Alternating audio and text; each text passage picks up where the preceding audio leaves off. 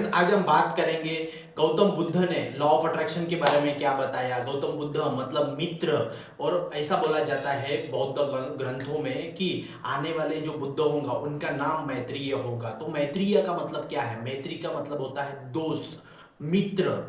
तो उसी के बारे में आज हम जानकारी लेंगे कि बुद्ध ने लॉ ऑफ अट्रैक्शन के बारे में क्या बोला है। जो आने वाले बुद्ध है, जिनको ऐसी भविष्यवाणी की गई है कि जो आने वाले बुद्ध होंगे वो मैत्रेय के रूप से जाने जाएंगे, मैत्रेय के नाम से जाने जाएंगे।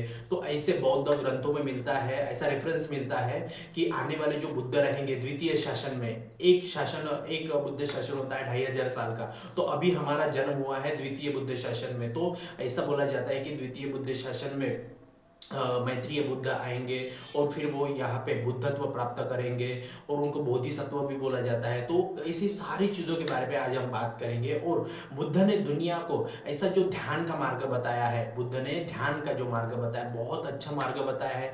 मैंने खुद 2 विपश्यना की है। मैंने जो पहली विपश्यना किया बहुत मुझे अच्छा लगा, फिर बाद में कुछ महीनों के बाद में दूसरी विपश्यना किया, एक दिन की, और मैंने साधनाएं की है, कोर्स किया है। तो मुझे बहुत अच्छा लगा, मैंने बहुत सारी उसमें से जानकारी निकाली है। और उसमें से आज हम बात करेंगे कि मैत्रेय बुद्ध क्या है, कहाँ से आएंगे, कैसा है होगा, इसके रेफरेंस क्या है, उसके बारे में हम बात करेंगे। उसके पहले गौतम बुद्ध ने उन्होंने लॉ ऑफ अट्रैक्शन, आकर्षण के सिद्धांत के बारे में क्या बोला है। उन्होंने ऐसे आपको रेफरेंस मिलेंगे। बुद्ध ने बोला है कि जैसा सोचोगे वैसा बनोगे, जैसा सोचोगे वैसा बनोगे। मतलब क्या है?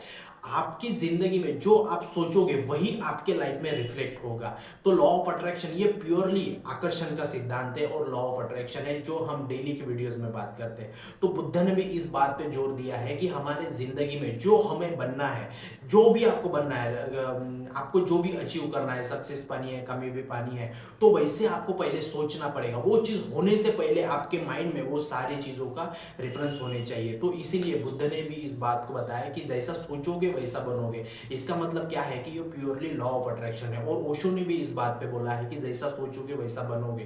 तो बुद्ध ने भी इसी आकर्षण को, सिद्धांत को इसमें पॉजिटिवली हमें उजागर किया है कि आपको ये सिद्धांत जो है, जैसा सोचोगे वैसा बनोगे, आकर्षण का सिद्धांत, वो बुद्ध की तरफ से भी हमें एक संदेश मिला है। और अभी हम बात करेंगे कि जैसे विपश्यना है, बुद्ध ने विपश्यना, ये कमठा स्थान, ये विपश्यना जो बताई है वो बहुत पावरफुल है। पूरी दुनिया में, आज पूरी दुनिया में 250 से ज़्यादा विपश्यना के सेंटर्स चल रहे हैं, बहुत ऐसे उजागर हो रहा है। तो देखिए कितनी, मतलब आप पूरी दुनिया में, बौद्ध जो रिलीजन है वो पूरी दुनिया में आज देखने को मिलता है। पूरी दुनिया, ऑल ओवर वर्ल्ड में देखने को मिलता है। सारे लोग उनके फॉलोअर्स बन रहे हैं। और इतनी, मतलब शांतता प्रिय में तथागत गौतम बुद्ध बताते हैं कि विपश्यना करिए, जैसा सोचोगे वैसा बनोगे। ये सारी चीजें, कर्मा, प्रारब्ध, ये सारी चीजों के बारे में हमें समझना चाहिए। तो अभी हम बात करेंगे कि मैत्रेय बुद्ध का मतलब क्या है, वो कहाँ से आएंगे, वो उसके रेफरेंस पॉइंट क्या है, उसके बारे में हम बात करेंगे। जैसे त्रिपिटक में, बौद्ध धर्म के त्रिपिटक पाली भाषा में इसका रेफरेंस मिलता है। मैत्रेय बुद्ध की पूरी स्टोरी वहां पे बताई गई है, ऐसा बोला जाता है। और इसके रेफरेंस पॉइंट है त्रिपिटक के पाली भाषा में दिग्निकाय अध्याय 26 में, और बुद्ध वंश अध्याय 28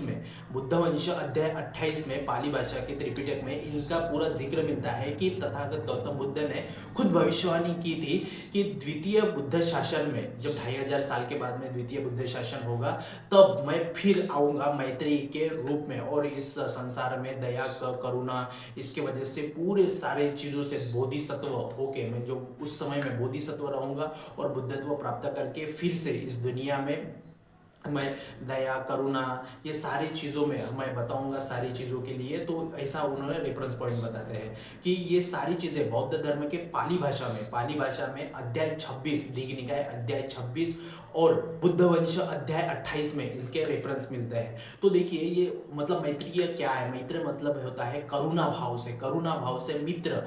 ऐसा बोला जाता है कि जो मैत्रेय बुद्ध है वो बोधिसत्व होके वो बुद्धत्व प्राप्त करेंगे। तो आप बोलोगे बोधिसत्व का मतलब क्या होता है? बोधिसत्व का मतलब ये होता है जो बुद्धत्व को प्राप्त करने वाला, जो दया करुणा समाज के प्रति अपना भाव प्रकट करने वाला, दया। बोधिसत्व का मतलब क्या है? जिसके चित्त में, जिसके बोधि में बुद्धत्व प्राप्त करने का प्रयास करने का, प्रयत्न करने का जो एक विचार रहेगा, जो दया करुणा, इसके वजह से वो जो बुद्धत्व प्राप्त करेगा, इतने असंख्य जन्मों से वो बुद्धत्व प्राप्त करने की जो प्रयास कर रहा है, उसको बोधिसत्व कहा जाता है। जो समाज के प्रति अपना दायित्व निभाएगा, समाज को एक नया रूप दिखाएगा, उसको ये सारी बातें उनके बोधि में होती है, चित्त में होती है, उन्हीं को बोधिसत्व कहा जाता है। जो इस सारी चीजों का यूज करके, जो सारी चीजों का यूज करके आत्मज्ञान को उपलब्ध होगा और बुद्धत्व प्राप्त करेगा, उनको बोधिसत्व कहा जाता है। तो आने वाले जो बुद्ध रहेंगे वो बोधिसत्व है, और वो बोधिसत्व इन सारी चीजों का यूज करके बोधिसत्व होके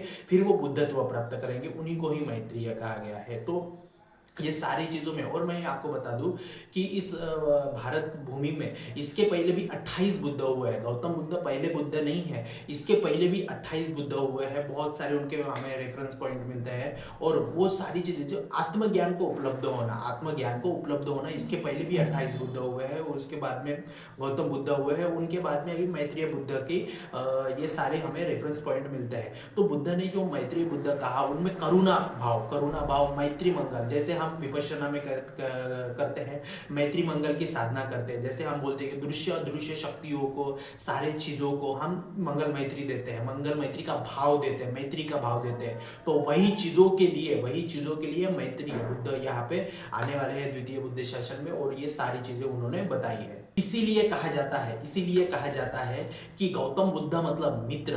तो इसी का मतलब यही है कि मित्र का मतलब होता है आने वाले बुद्ध, मैत्रीय बुद्ध। इसीलिए गौतम बुद्ध को मित्र, गौतम बुद्ध तथा मित्र ऐसा बोला जाता है, मैत्रीय बोला जाता है। और इसके रेफरेंस पॉइंट पाली भाषा के त्रिपिटक के ग्रंथों में, बौद्ध त्रिपिटक ग्रंथों में, दीघ निकाय में 26 और बौद्ध वंश इसके 28 अध्याय में हमें ये सारी चीजें देखने को मिलती है। तो इसी प्रकार से आज हमने समझा कि जैसे गौतम बुद्ध ने प्रारब्ध पे बोला है, कर्मा पे बोला, फिर उसके बाद में जैसा सोचोगे वैसा बनोगे, ये सारी चीज़ों में हमने ये सारी चीज़ें देखी। तो गौतम बुद्ध ने बहुत चीज़ों पे बोला है, जिसमें हमें पाली भाषा के त्रिपिटक में हमें उसके रेफरेंस पॉइंट मिलते हैं। तो हमें ये समझना पड़ेगा कि गौतम बुद्ध ने भी आकर्षण के सिद्धांत पे पॉजिटिवली बोला है और उनको हमें बताया, तो उसी का यूज़ करके हमें अपने लाइफ में भी आगे बढ़ना चाहिए। तो थैंक यू वीडियो देखने के लिए, चैनल को सब्सक्राइब करने के लिए। और आज हमने बात किया कि मैत्रेय बुद्ध का क्या क्या है, कहाँ से इनके रेफरेंस पॉइंट लिए गए हैं, तथागत गौतम बुद्ध ने कैसे ऐसी भविष्यवाणी की थी, ये सारी चीज़ों में आज हमने डिस्कस किया।